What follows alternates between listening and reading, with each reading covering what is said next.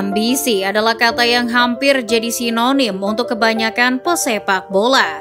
Ambisilah yang membuat mereka bisa menanjaki tangga karir. Ambisi juga yang menuntun mereka pada kesuksesan. Berbeda dengan Dimitri Payet, ambisi bukan hal yang melekat padanya. Puncak karirnya datang di Premier League saat bermain untuk West Ham. Dengan kecepatan, skill dan kemampuan tendangan bebasnya, Payet jadi playmaker paling ditakuti di Premier League. Tapi sayangnya itu tidak bertahan lama. Di tahun 2017 setelah hanya 1,5 musim bersinar, ia memilih untuk hengkang. Kepergiannya ke Marseille yang tiba-tiba masih membuat fans West Ham belum bisa memaafkannya. Beberapa justru melabelinya dengan sebutan pengkhianat. Bagi para pecinta sepak bola lainnya, keputusan Payet itu tidak masuk akal. Ia berada di puncak karir, di mana banyak klub tertarik merekrutnya. Bagaimana bisa ia tak berkembang lebih jauh lagi? Perjalanan Payet menuju titik itu adalah perjalanan yang sangat panjang. Ia besar di pulau kecil teritori Prancis di Afrika bernama Réunion. Pulau itu sangat kecil, populasinya saja tidak lebih besar dari kota Jakarta. Di usia 12 tahun, bakatnya sudah tercium oleh Akademi Le Havre di Prancis. Tapi alih-alih menembus karir profesional, 4 tahun kemudian ia malah memilih pulang. Payet sudah kecewa karena tidak kunjung dapat kesempatan bermain di level senior. Dilansir dari This Football Times, pengalaman itu sempat membuatnya putus asa. Ia sampai bertekad tak ingin pergi merantau lagi. Saya sedikit trauma dengan pengalaman itu. Saya mengira karir saya sudah habis. Sampai-sampai saya memutuskan ingin tinggal di Réunion saja dan hanya bermain bola di sana. Sebenarnya masih banyak klub yang menginginkannya. Salah satunya Nantes. Tapi Payet sudah bertekad tak ingin berkarir di Prancis. Ia ingin dekat dengan rumahnya saja. Yang membuat keputusan Payet akhirnya berubah adalah ayahnya. Ayahnya, Alain, juga mantan pesepak bola, tapi ia tidak pernah punya kesempatan untuk berkarir ke luar negeri. Jadi Payet tahu dengan berkarir di Prancis, itu bisa mewujudkan mimpi ayahnya. Saya sudah muak dengan perbincangan berkarir di Prancis, tapi saya menerima tawaran dari Nantes untuk ayah saya, karena sepak bola adalah passionnya, dan dia tidak pernah punya kesempatan berkarir di luar Réunion. Berangkatlah ia ke Prancis untuk yang kedua kalinya. Kali ini Nantes jadi kota pelabuhannya. Ini jadi pintu Payet menuju sepak bola profesional. Ia pun akhirnya menjalani debut profesionalnya di usia 18 tahun di tahun 2005. Meski hanya sebentar. Sebenarnya ia bermain secara reguler di tim Akademi Nantes. Ia masih belum dipercaya masuk tim utama. Itu juga berarti ia belum dapat cukup uang untuk hidup dari sepak bola. Payet sampai harus kerja sambilan sebagai penjaga toko di salah satu toko pakaian di kota Nantes. Itu ia lakukan sampai tahun 2006, di mana Payet akhirnya dapat tempat reguler di tim utama. Penampilannya di atas lapangan langsung menarik perhatian. Ia pun dipercaya tampil di 30 pertandingan Ligue 1 musim 2006-2007. Meskipun tampil baik di atas lapangan, Payet memiliki masalah konsistensi. Ia juga sering terlibat masalah dengan para pelatih. Pertama saat di Nantes, kemudian ia pindah ke Saint-Étienne setelah Nantes terdegradasi, lalu ke Lille di tahun 2011. Mantan Direktur Olahraga Saint-Étienne, Damien Comolli pernah berkata, Dimitri sama sekali tidak mendengarkan perkataan manajernya. Ia juga temperamental dan akan bereaksi buruk jika dengan keinginannya. Dia sangat membuat frustasi. Payet akhirnya pindah ke Marseille di tahun 2013. Ia bisa tampil bagus di musim debutnya dengan mencetak 8 gol dan 6 assist. Tapi titik balik Payet adalah di musim setelahnya, yaitu musim 2014-2015. Saat itu Marseille mendatangkan Marcelo Bielsa sebagai pelatih baru mereka. Bisa dibilang Bielsa memegang peran terbesar dalam perkembangan Payet.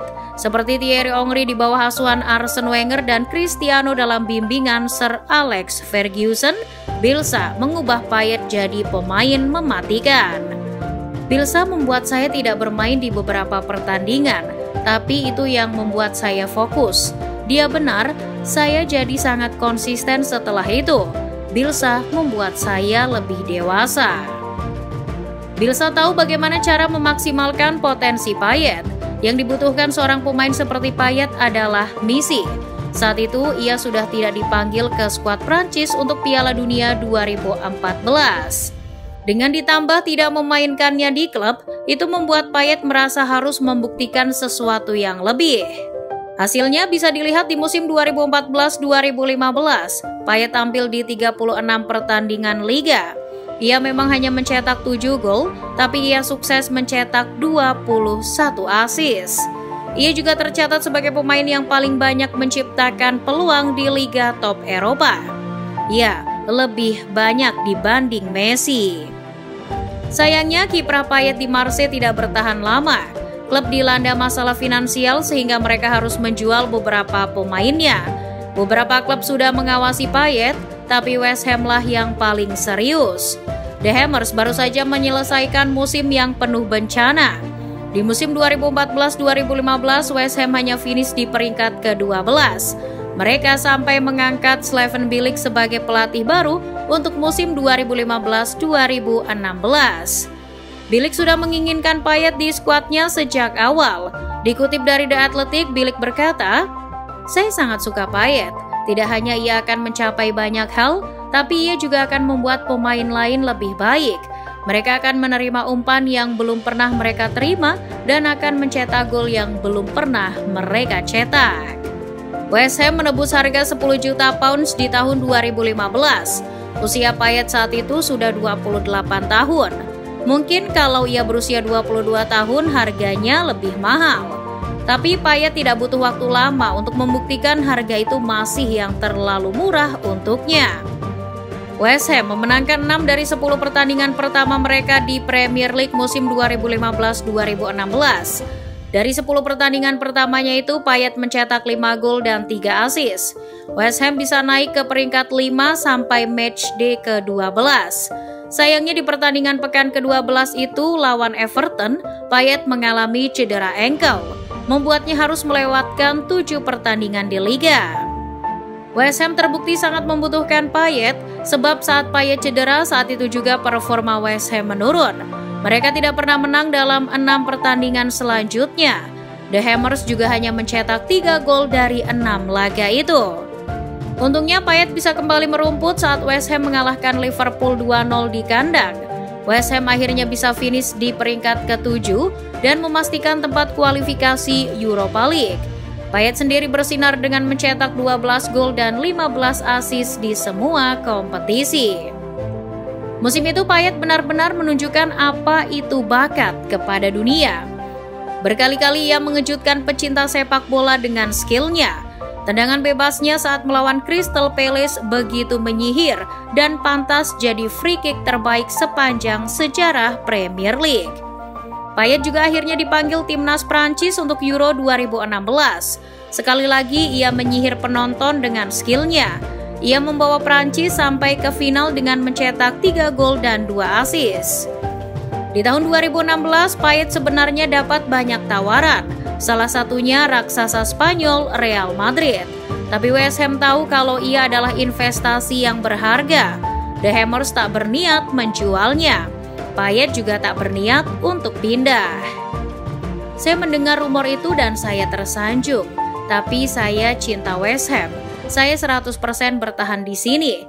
Saya cinta klub dan para fans mencintai saya. Kata-kata itu tentu memberikan harapan para fans. Mereka percaya Payet bisa memimpin klub ke era baru.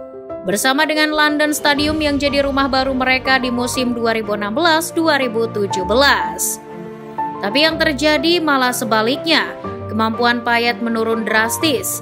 Di 15 pertandingan pertama Liga, Payet juga hanya mencetak 2 gol. West Ham menelan 8 kekalahan dan 4 kali imbang. Mereka terjun ke peringkat 17. Semua itu semakin parah setelah Payet jelas mengatakan ingin pergi.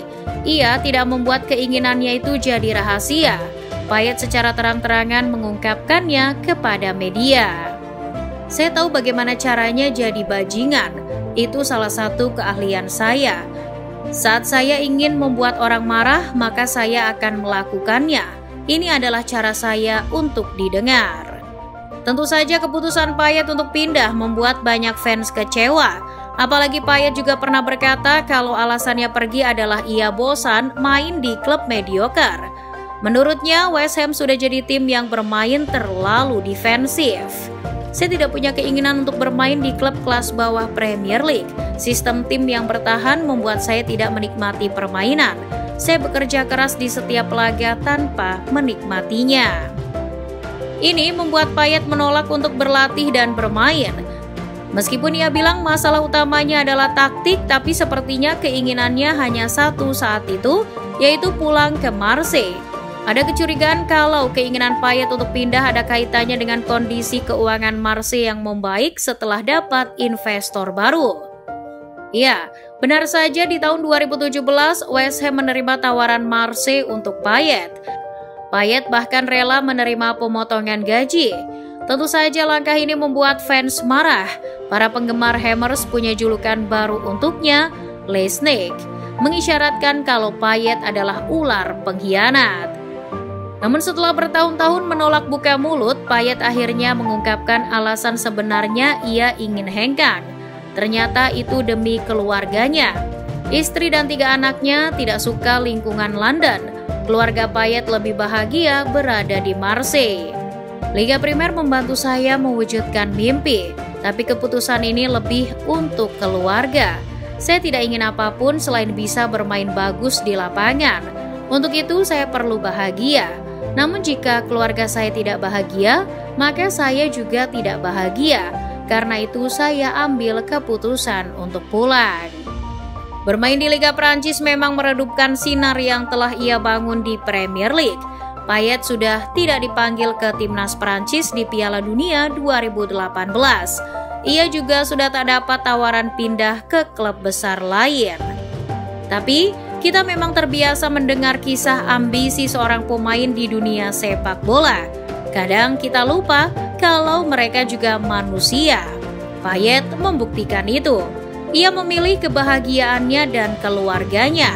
Payet bertahan di Marseille sampai tahun 2023 setelah ditawari pensiun meski kontraknya di klub masih ada 1 tahun.